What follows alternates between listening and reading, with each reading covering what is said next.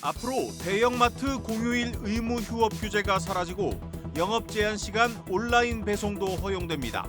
가계통신비 인하를 위해 일명 단통법도 전면 폐지됩니다. 정부가 연장 근로 여부를 하루 8시간이 아닌 주당 40시간을 기준으로 판단하기로 했습니다. 주 52시간제 위반 여부를 주 단위로 따지라는 대법원 판결에 따른 겁니다. 전 세계 주요 중앙은행들의 슈퍼위크가 이번 주 펼쳐집니다. 13개 중앙은행이 통화정책을 결정하는 가운데 일본은행과 유럽중앙은행의 회의 결과에 관심이 쏠리고 있습니다. 연 4% 이상 이자를 주는 은행 정기예금들이 자취를 감췄습니다. 뭉칠 돈들이 고금리 매력이 사라진 은행을 떠나 위험 자산으로 이동하고 있습니다.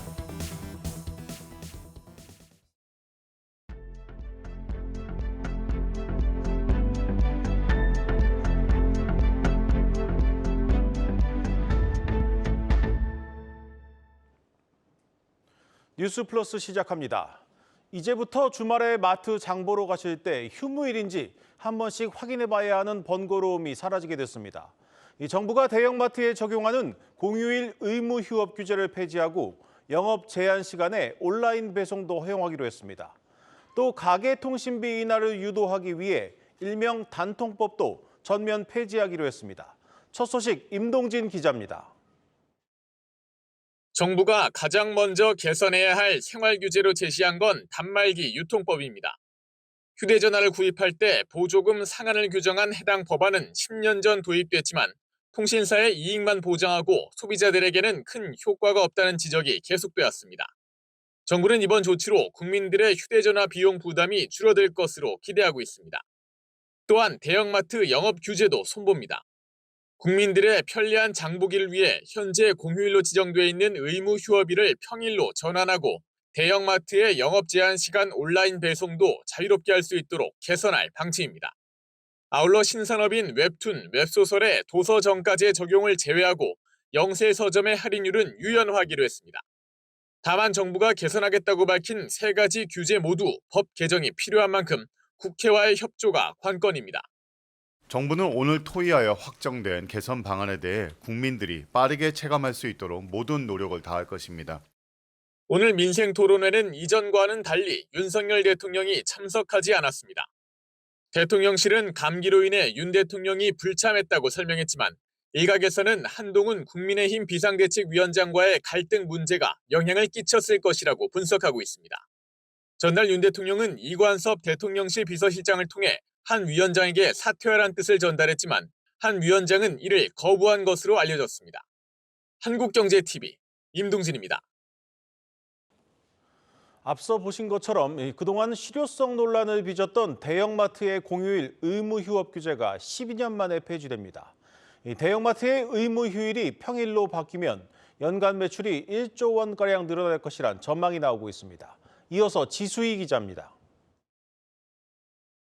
지난 2012년 개정된 유통산업발전법입니다.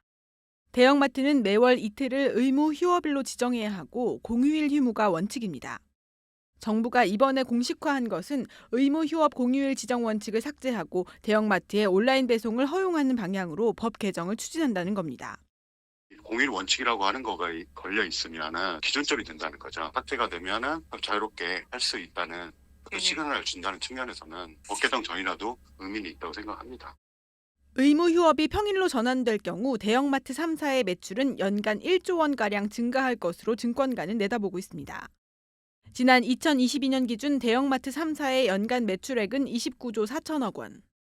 휴일 매출액이 평일의 1.5배 높다는 것을 감안하면 3사의 연 매출은 약 1조 원가량 상승할 수 있다는 계산입니다. 현재 대구를 비롯해 서울 서초구와 동대문구 등 일부 지자체는 이해 당사자 간의 합의를 통해 이미 휴업일이 전환된 상황. 정부가 규제 완화 의지를 밝힌 만큼 의무 휴업 전환에 속도가 붙을 것이라는 전망이 나옵니다. 지자체의 관심이 높아지고 이해관계자들의 합의점 도출도 빨라질 수 있다는 겁니다. 다만 법 개정까지 변수는 남아 있습니다. 의무 휴업일을 바꾸려면 현행 유통산업법을 개정해야 하는데 국회에서 야당인 더불어민주당의 동의를 받아야 성사될 수 있습니다. 한국경제TV 지수입니다. 정부가 10년 만에 이동통신 단말장치 유통구조 개선에 관한 법률, 일명 단통법을 전면 폐지하기로 했습니다. 이 법 개정을 거쳐야 하기 때문에 시간이 필요하지만 이 소비자들은 벌써부터 가격 인하를 기대하고 있습니다. 박혜린 기자입니다. 정부가 10년 만에 단통법 폐지를 결정하자 소비자와 전문가들은 환영하는 분위기입니다. 아무래도 핸드폰이 옛날보다는 좀 비싸죠. 확실히 새로운 기기로 바꿀 때 좀 더 편하지 않을까. 소비자 차별을 막겠다며 제정된 단통법이 모두 공평하게 비싼 가격의 단말기를 구입하는 결과로 이어졌다는 겁니다. 단말기 가격이나 효과에 휴대폰 교체 주기가 짧아지면 단말기 제조 회사에도 나쁠 것이 없다는 평가가 나옵니다. 온라인상에선 당장 삼성의 AI폰, 갤럭시 S24의 가격이나 효과를 기대하는 글들이 줄을 잇습니다. 경쟁 촉진을 통해서 소비자한테도 도움이 되고 생산자, 제조자들은 다 나쁘지 않아요. 그렇기 때문에 경쟁 촉진을 가는 방향 100% 동의합니다. 통신사들이 지금 뭐 돈을 못 벌어서 쩔쩔매나 그렇지 않잖아요. 그러니까 앞으로 보면 경쟁이 여전히 남아있는 거예요. 다만 불법 보조금 등 출혈 경쟁과 이른바 호객 논란을 부른 소비자 차별 등에 대한 우려도 적지 않습니다. 단통법은 개정이 필요한 사항이기에 실제 폐지까지는 다소 시간이 소요될 전망입니다. 특히 4월 총선과 맞물려 법 개정 논의에 당장 속도가 나긴 쉽지 않을 것으로 총선 이후 논의될 가능성이 높습니다. 한편 정부가 웹소설과 웹툰 등에는 도서정가제를 적용하지 않기로 하면서 웹 콘텐츠 산업의 성장 기대감도 일고 있습니다. 웹툰 소장 가격이 할인돼 소비자 부담이 줄어들고 자유로운 할인 프로모션으로 웹소설 산업이 성장하는 물꼬를 틀 수 있을 것이란 전망입니다. 한국경제TV 박혜린입니다.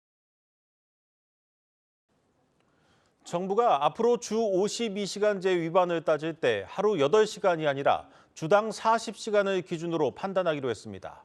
이 연장 근로시간을 계산할 때 하루가 아닌 한 주를 묶어서 봐야 한다는 이 대법원 판결에 따른 겁니다. 기업들은 숨통이 트였다며 반기고 있습니다. 전민정 기자입니다. 지금까지 주 52시간 근무제에서 연장 근로시간은 하루 단위로 계산했습니다. 하루마다 법정 근로시간인 8시간을 넘으면 모두 연장 근로로 간주하고 이 연장 근로가 한 주에 12시간이 넘지 않아야 합니다. 그런데 지난달 초 대법원은 하루에 8시간이 아닌 주 40시간을 넘긴 것만 연장 근로로 보고 하루에 몇 시간을 일하든 주 52시간만 넘지 않으면 법을 어긴 것이 아니라는 판결을 내렸습니다. 이러한 대법원 판단에 따라 고용노동부도 연장근로 기준에 대한 행정 해석을 바꾸고 현재 조사하고 있거나 감독 중인 사건에 곧바로 적용하기로 했습니다. 예를 들어 일주일에 나흘간 4시간씩 야간 근로를 한 경우 기존엔 하루 8시간을 넘는 연장 근로가 한 주에 총 16시간이어서 연장 근로 한도 위반이었습니다. 그러나 앞으로는 한 주 총 근로시간 48시간 중 40시간을 뺀 4시간만 연장 근로여서 주 12시간 이내이기 때문에 위반이 아닙니다. 정부는 대법원 판결 이후 현장 노사, 전문가 등 다양한 의견을 들었고 법의 최종 판단 및 해석 권한을 갖는 대법원 판결을 존중해서 행정해석을 변경하였습니다. 경영계는 연장근로 계산법이 바뀜에 따라 교대제 근무가 많은 제조업이나 IT, 운수창고업 등에서 탄력적인 근로시간 운영이 가능해졌다며 반기는 분위기입니다. 연속으로 야근과 밤샘을 해도 법정 근로시간만 지킨다면 현행법에 어긋나지 않기 때문입니다. 특히 일이 갑자기 몰리는 생산 공장에선 특정 요일에 더 일하고 다른 요일에 쉴 수 있게 돼 납품 기일을 맞출 수 없어 주문을 포기하는 최악의 상황도 피할 수 있게 됐습니다. 제조업도 있고 서비스업도 일부 있고 근로시간 유연화가 필요하다고 이야기했던 업종들이 12시간을 주 단위로만 계산하겠다고 하니까 한숨을 돌릴 수 있겠죠. 정부는 노동계에서 장시간 근로 등에 대해 우려하는 만큼 노사정 사회적 대화를 통해 관련 제도 개선을 추진한다는 계획. 연장 근로시간에 대한 바뀐 행정 해석으로 노동개혁의 핵심인 근로시간 유연화에도 탄력이 붙을 전망입니다. 한국경제TV 전민정입니다. 신세계건설이 그룹의 지원으로 당장 급한 불은 껐지만 이 미분양과 높은 부채 비율은 여전합니다. 이 우려가 커지면서 모기업인 이마트에도 불똥이 튀었습니다. 방서우 기자가 보도합니다. 신세계건설이 대구 수성구 수성동에 분양한 주상복합 빌리브 헤리티지. 대구의 고급 주거단지를 표방하며 지난해 8월 준공했지만 분양률은 20% 수준에 그쳤습니다. 결국 같은 해 12월 돌아온 1,400억 원대 PF 대출 만기를 연장하지 못했고 대주단의 요청에 따라 공매 절차를 밟게 됐습니다. 악성 미분양으로 공사비가 수백억 원이나 밀린 상황에서 사실상 땡처리에 다름없는 공매로 넘어간 이상 손해를 피하긴 어려워 보입니다. 신세계건설이 미분양 무덤으로 불리는 대구에서만 진행하는 사업 규모는 6,291억 원에 달하는데 대부분 분양률이 저조한 게 문제입니다. 신세계그룹의 유동성 지원에도 불구하고 여전히 우려 섞인 시선이 거치지 않는 이유입니다. 실제로 신세계건설은 최근 그룹 IT 계열사 신세계 INC와 KDB 산업은행의 채권 매입으로 2천억 원, 신세계 영랑호 리조트 흡수 합병으로 650억 원을 확보했습니다. 올해 상반기 도래하는 차입금을 갚고도 남을 만큼의 금액이지만 본업인 주택이 잘 팔리지 않으면 밑빠진 독에 불과하다는 지적입니다. 건설업이라고 하는 게 이제 후방 연쇄효과가 되게 크거든요. 그러니까 건설업과 연계되어 있는 산업들에게 미치는 효과들이 시간을 가지고 이제 시장에 도출이 되게 되면 그로 인해서 올 여름 가을 편하지 않은 상황들이 오거든요. 특히 위험 수위를 넘어선 부채 비율은 그룹사를 통한 유동성 수혈의 한계를 여실히 보여줍니다. 신세계건설의 부채 비율은 468%에 달하는데 이자 부담이 없는 골프장 회원권 입회금을 빼고도 300%를 넘어선 수준입니다. 입회금 제외 부채 비율이 고위험 수준에 진입할 만큼 재무구조가 극도로 취약해졌다는 의미입니다. 건설사 같은 경우는 일반 제조업과 틀려서 은행에 차입을 해서 대부분 사업하기 때문에 부채 비율과 차입금 의존도가 굉장히 높습니다. 부채 비율이 자본금 대비해서 300% 이상 높다. 차입금 의존도가 25% 넘다. 그럼 이용권으로 생각하는 거죠. 증권가에서는 신세계건설 리스크가 모기업에 부정적인 영향을 줄 수 있다며 이마트의 목표 주가를 일제히 하향 조정했습니다. 이에 대해 신세계건설은 추가 자금 필요 시 보유자산 매각 등 다양한 경로로 유동성을 확보할 것이라는 입장을 밝혔습니다. 한국경제TV 방서우입니다.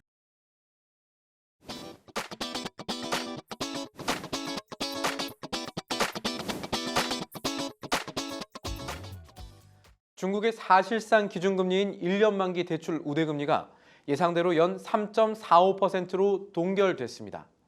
중국을 시작으로 이번 주에만 전 세계 10여 개 중앙은행들이 통화정책을 결정하는 금리 슈퍼위크가 열립니다.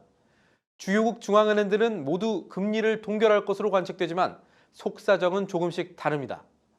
엔저 수혜를 톡톡히 보고 있는 옆나라 일본은 23일 기준금리를 발표하는데 인하 시기를 고민 중인 다른 주요국과는 달리 현재 연 마이너스 0.1%인 기준금리를 언제 올릴지가 관심입니다. 춘투라고 불리는 일본 재계와 노동계의 올해 임금 협상에서 30년 만에 최고치였던 지난해 인상 기록을 또다시 깰 것으로 전망되는데 그러면 인플레이션 압력은 그만큼 더 높아질 것이기 때문입니다. 23일에 있을 우에다 가조 일본은행 총재 발언과 분기 전망 데이터가 4월 일본 기준금리 인상을 예상하는 시장에 변수를 줄지도 살펴볼 부분입니다. 24일엔 기준금리 연 5%인 캐나다 중앙은행이 역시 지난달에 이어 금리를 동결할 가능성이 높고 하루 뒤인 25일엔 유럽 중앙은행의 통화정책 결정이 나옵니다. 유럽 역시 이번엔 기준금리가 움직이지 않을 것으로 예상되지만 앞으로 어떨 것이라는 전망에 대해서는 시장의 기대와 중앙은행 인사들의 발언 간 온도 차이가 있습니다. 미국과도 비슷한 부분입니다. 투자자들은 이르면 오는 4월부터 유럽의 기준금리가 내려갈 것으로 기대하지만 크리스틴 라가르드 총재는 금리 인하 시점이 여름이 될 가능성을 암시했고 인플레이션이 다시 뛸 수 있기 때문에 신중하게 움직여야 한다는 입장을 이미 다보스 포럼에서 밝혔습니다. 세계 주요 경제 지역인 미국과 유럽 모두 예상보다 금리 인하가 지연될지도 모른다는 걱정이 커지고 있는 겁니다. 이번 ECB 회의에서 라가르드 총재가 또다시 금리 인하가 시장의 기대보다 늦을 수 있다는 점을 강조할지가 그래서 금리 동결 여부보다 이번 주 시장엔 더 중요한 대목이 될 전망입니다. 한국경제TV 신인규입니다. 은행 예금 금리가 계속 떨어지면서 이제 시중은행은 물론 인터넷은행에서도 연 4% 이상 이자를 주는 정기예금을 찾아볼 수 없게 됐습니다. 이 고금리 예금을 떠난 뭉칫돈들이 움직임이 자유로운 입출금 통장과 주식 계좌로 움직이고 있습니다. 전범진 기자입니다. 지난주 신한과 하나, 농협은행은 모두 정기예금 금리를 0.1%포인트씩 인하했습니다. 지난달 중순만 하더라도 찾아볼 수 있었던 4%대 예금은 일부 지방은행의 우대 상품을 제외하곤 모두 자취를 감췄습니다. 상대적으로 높은 이율을 보장하던 인터넷은행조차 금리가 3%대 중반에 포진해 있습니다. 이 같은 예금 금리 인하는 은행의 자금 조달 부담 하락 때문입니다. 은행채 1년물 금리는 작년 10월 말 4.15%에서 지난 19일 기준 3.58%까지 떨어졌습니다. 시장 금리가 떨어지면서 채권의 매력은 부각됐고 은행은 다른 자금 조달 수단인 예금 금리를 내렸습니다.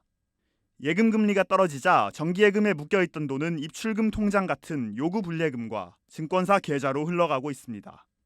5대 은행의 정기예금 총액이 전월 대비 19조 원 감소하는 동안 요구 불예금은 18조 원, 투자자 예탁금은 11조 원씩 늘었습니다. 투자자 예탁금과 요구 불예금은 이율이 낮지만 자유롭게 넣고 뺄 수 있는 대기성 자금으로 분류됩니다. 전문가들은 시중 자금이 갈 곳을 잃었다고 분석합니다. 시장 금리가 작년보단 떨어졌지만 미 연준의 금리 인상 조기 종료에 대한 확신이 부족하고 전쟁 등 대외 변수 확대로 인해 매력적인 투자군이 보이질 않는다는 것입니다. 미국이 금리 인하를 실질적으로 단행한 시점, 그 시점을 확인하고 들어가는 게 좋을 것 같고요. 국내 국채든 미국채든 1월달, 2월달, 3월달 이렇게 좀 나눠서 분할해서 매입을 하는 전략을 추천을 드리고 있는 사안입니다. 분명한 시장 변화가 확인되기 전까지 안전자산 투자에 집중하며 보수적으로 상황을 지켜봐야 한다는 조언입니다. 한국경제TV 전범진입니다. 올해 들어 전 세계 주요국 증시 가운데 가장 많이 떨어진 지수는 단연 홍콩 H지수입니다. 이 지수와 연계한 주가연계증권 ELS에서 대규모 손실이 예상되는 가운데 증권업계에서는 4월 이후에나 바닥이 올 것이란 전망을 내놓고 있습니다. 신재근 기자입니다. 홍콩 H지수가 끝모를 추락을 거듭하고 있습니다. 올해 들어서만 10% 넘게 빠졌는데 이는 올해 주요국 주가지수 가운데 하락률 1위 기록에 해당됩니다. 지수가 빠지는 건 중국 경기 부진이 1차 원인으로 꼽힙니다. 경기에 민감한 IT와 금융, 부동산 업종 비중이 70%에 이르다 보니 지수 하락을 피할 수 없는 상황입니다. ELS를 발행한 증권사들의 해지 물량 청산도 지수 하락을 부추기고 있다는 분석입니다.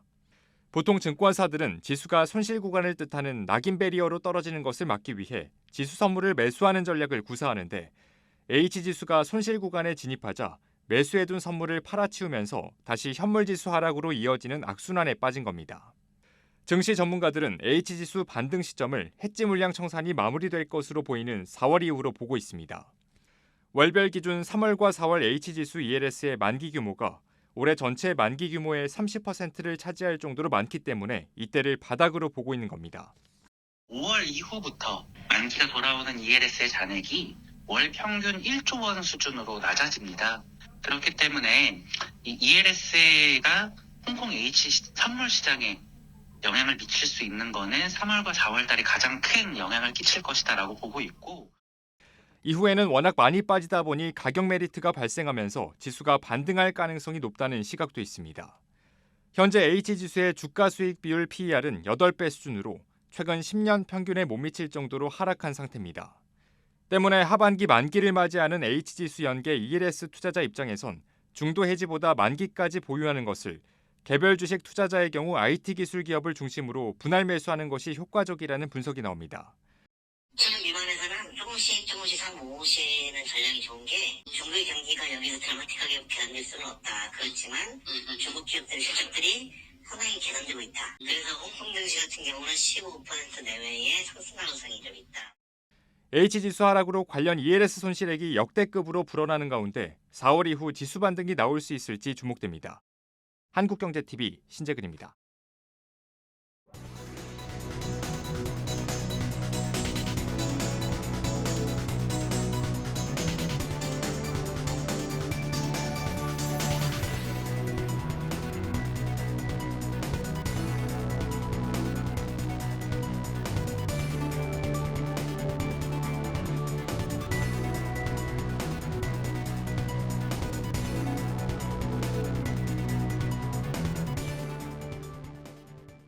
마켓플러스입니다. 스마트폰에서 AI 폰으로 새로운 세대 전환이 시작됐습니다. 온 디바이스 AI는 인터넷에 연결되지 않아도 모바일 기기에서 AI 기술이 구현되는 걸 의미하는데요. 삼성전자가 온 디바이스 AI가 탑재된 갤럭시 S24를 출시하며 올해 삼성전자의 스마트폰 판매량이 8년 만에 최대치에 달할 것이라는 전망이 나왔습니다. 이에 관련주들 모두 오름세를 기록하고 있는데요. 특히 온 디바이스 AI 수혜 효과를 톡톡히 보고 있는 제주 반도체는 오늘 17%가량 상승한 데 이어 올해 들어 120% 넘게 주가가 뛰었습니다. 삼성전자의 갤럭시 링에도 투자자들의 관심이 쏠리고 있는데요. 갤럭시 링에 경연성 인쇄회로 기판의 메인 기판을 공급하는 인터플렉스는 전 거래일 상한가를 기록한 데 이어 오늘도 52주 신고가를 기록했습니다. 증권가에서는 향후 2년간 삼성전자 온 디바이스 AI폰 점유율은 55%에 달할 것이며 삼성전자는 이를 바탕으로 스마트폰 점유율 1위를 탈환할 것으로 기대하고 있습니다. 다음 소식입니다. 고공행진하는 반도체와 달리 작년 증시의 주도주였던 에코프로 그룹주는 일제히 급락한 모습을 보였습니다. 4분기 실적 발표를 앞두고 전기차 시장의 성장 둔화 우려가 커지며 에코프로 그룹주의 투자 심리가 위축된 건데요. 에코프로 BM에 대한 증권가의 부정적인 전망 속 에코프로 BM은 이날 11% 가까이 추락하는 모습을 보였습니다. 에코프로 역시 작년 고점과 비교해 주가가 3분의 1로 하락했습니다. 특히 유진투자증권은 에코프로 BM의 작년 매출액과 영업적자를 각각 1조 4천억 원, 426억 원으로 내다봤는데요. 실적 부진 원인으로 전기차 시장 위축, 또 경쟁 확대, 셀 업체의 자체 조달 비중 확대로 꼽았습니다. 이어 올해 매출과 영업이익도 보수적으로 잡았는데요. 각각 기준의 전망치보다 24%, 또 54% 내린다고 설명했습니다. 다른 증권사들 역시 보수적인 전망 내놨습니다. 삼성증권도 수요 정책과 판가 약세로 연간 실적을 하향 조정한다고 했는데요. 이어 증권사에서도 리튬 가격 역시 44% 하락해 3분기보다 재고 평가손은 커질 수밖에 없다고 덧붙이기도 했습니다. 이외 포스코퓨처엠, LNF, 삼성 SDI, SK이노베이션 등 다른 2차전지 종목들도 내림세를 지속하며 2차전지 ETF인 타이거 2차전지 톱10 레버리지가 국내 ETF 중 수익률 최하위를 기록하고 있습니다. 마지막 소식입니다. 오늘 열린 민생토론회에서 단말기 유통법, 또 대형마트 영업규제 등 국민 생활과 밀접하게 관련된 규제가 개혁됐지만 관련주는 엇갈린 흐름을 보였습니다. 먼저 주말 장보기가 편해지도록 대형마트 의무 휴업일을 공휴일로 지정한다는 법 조항을 삭제하고 평일로 전환키로 했는데요. 증권업계에서는 이에 따른 이익 증분 효과는 이마트는 약 700억 원, 롯데쇼핑은 약 400억 원 수준으로 추정했습니다. 기존 전망치 대비 이마트는 20%, 롯데쇼핑은 6% 이익 전망치의 상향 효과가 있을 것이라고 예상을 했는데요. 매출 증가 전망에 이마트와 롯데쇼핑 각각 오름세로 장을 마쳤습니다. 이날 국민들의 통신비 부담을 낮추기 위해 10년 만에 단말기 유통법도 폐지하기로 결정했죠. 지원금 공시제도와 추가 지원금 상한을 없애 국민들에게 구매 비용을 더 낮춰주기로 한 겁니다. 다만 통신주는 보합권에서 장을 맞췄는데요. 증권가에서는 단통법 폐지가 주가 측면에서는 단기간 부정적인 영향을 미칠 수 있다고 설명했습니다. 번호 이동 가입자 증가에 따른 단말기 교체 가입자 수 증가, 또 대형 유통상 부활로 인한 리베이트 비용 증가 우려가 있다고 평가한 겁니다. 지금까지 마켓플러스였습니다.